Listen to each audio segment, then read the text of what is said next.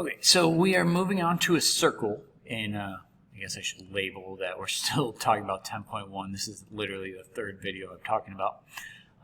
And I could go into a long explanation as to where this formula comes from. Since we've already talked enough, I'll just leave that open. If anybody wants to discuss that, you can email me and we can talk about where this formula comes from. But notice that now it's not a vertex that H and K represent. H and K represent the center of the circle. And again, there's a reason for that, but some of you might not really care too much for that reason. So it's not really a point on the curve. The vertex was a point on a curve when we talked about the parabola. The vertex was a point on this curve.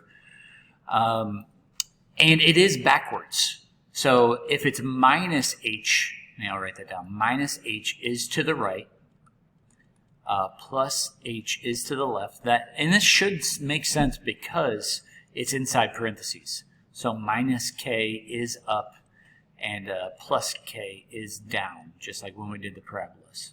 And R stands for radius of the circle.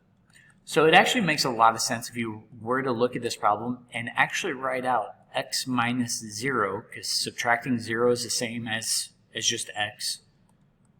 Y minus 0 as well is equal to 5 squared. So then it's pretty clear when you look at this that the center is located at 0, 0 with a radius of 5. So if you were to look at this graph,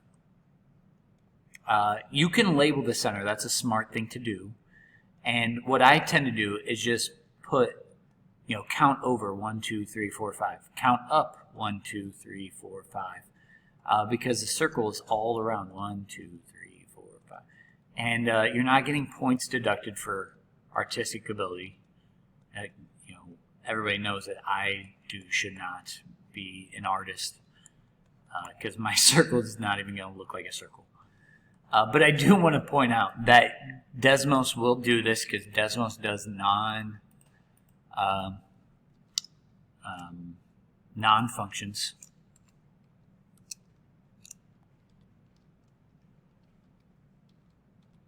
There you go.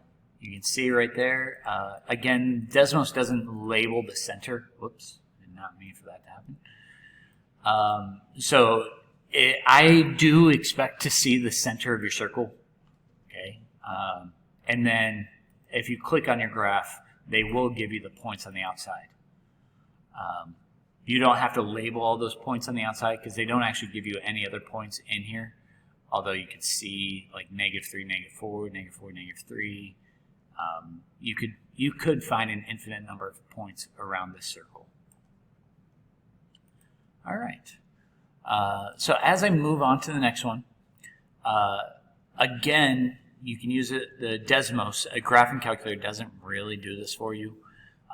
But remember, it's backwards. So the center is located right 3, down 2, because it's backwards of those, and the radius is 2. I know some people will actually write out like the square root of 4.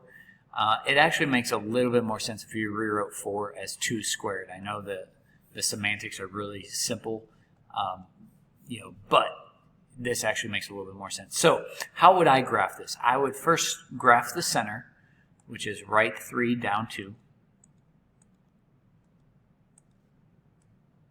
And then I just count 2 units up from the center. And yeah, go ahead and label the center. I know I didn't do that earlier at 0, 0, but that's okay. And then 2 units to the left, 2 units down from the center, and then 2 units to the right of the center. You don't have to label those points, so go ahead and label the center. Don't worry about labeling these points on the outside. But you can see the graph that looks something like that. So again, if you use Desmos, you can see, and it's actually kind of nice that I can just type it right here, x minus 3 squared, y plus 2 squared equals 4. And again, Desmos will let you, well, I guess they won't let me do that one. They'll do the top and the bottom. But you can see on the sides as well.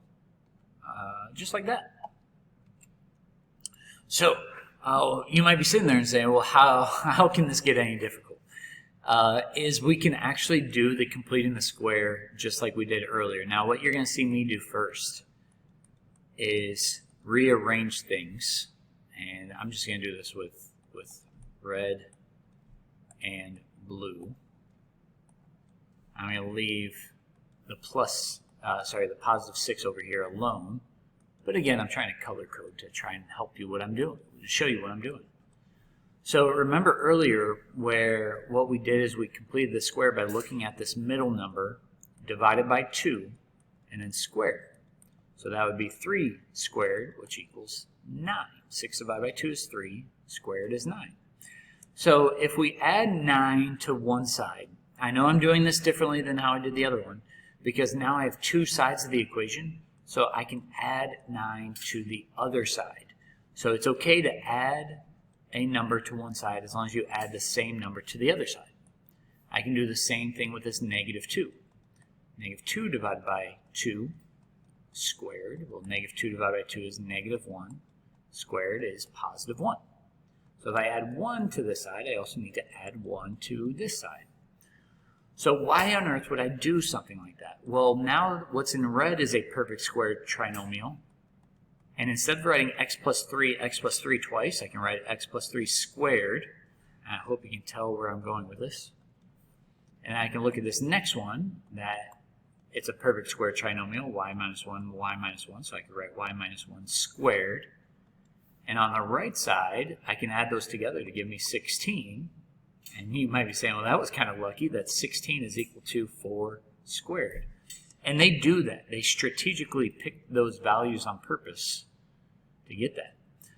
So what have we figured out? That the center is a left 3, because it's the opposite, up 1, and that the radius is 4. So when I go to graph this, left 3, up 1 is the center, and I just asked you to label that center. Okay, we already put down the ordered pair. And then what I do is I just count up 4 from the center. I count down 4 from the center. 1, 2, 3, 4. Right 4 from the center, and left 4 from the center. And that is the equation of our circle.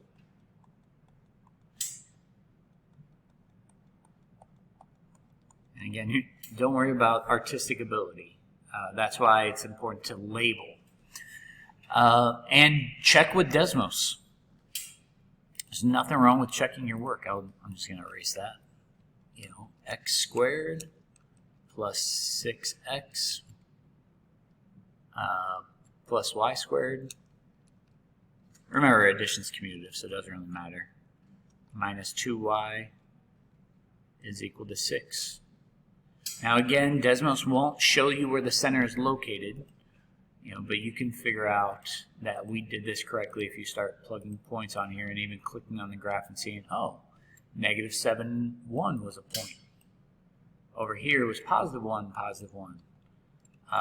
And if I actually wrote out all of those ordered pairs, you would have saw that that's exactly what we came up with. The more things you label, the easier it is for me to grade.